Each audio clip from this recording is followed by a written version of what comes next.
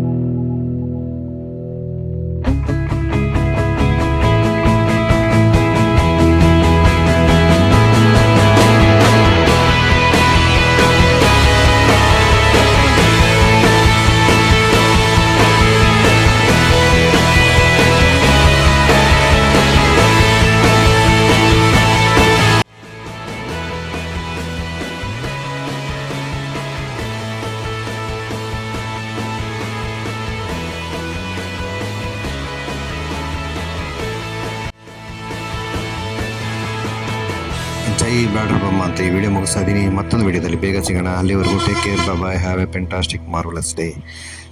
ಮತ್ತು ಇನ್ನೊಂದು ಮರ್ತಿದೆ, ಆ್ಯಸ್ ಯೂಶುವಲ್ ನನ್ನ ಚಾನಲ್ ಸಬ್ಸ್ಕ್ರೈಬ್ ಮಾಡಿ, ಕೆಳಗಡೆ ಕಾಣೋ ಬೆಲ್ ಐಕಾನ್ ಪ್ರೆಸ್ ಮಾಡೋದ್ರಿಂದ ನಾನು ಏನೇ ವಿಡಿಯೋ ಅಪ್ಲೋಡ್ ಮಾಡೋದು ನಿಮ್ಗೆ ಇಂಟಿಮೇಷನ್ ಸಿಗುತ್ತೆ. ಶೇರ್ ಮಾಡೋದು ಮಾತ್ರ ಮರಿಬೇಡಿ. ನಿಮ್ಮದೊಂದು ಶೇರ್ ಮತ್ತು ಲೈಕ್ ನಮಗೆ ತುಂಬ ಇಂಪಾರ್ಟೆಂಟ್ ಆಗುತ್ತೆ ಇದೇ ರೀತಿ ಹೊಸ ವೀಡಿಯೋಸ್ ಅಪ್ಲೋಡ್ ಮಾಡೋದಕ್ಕೆ. Thank you, take care, bye. See you soon in next video.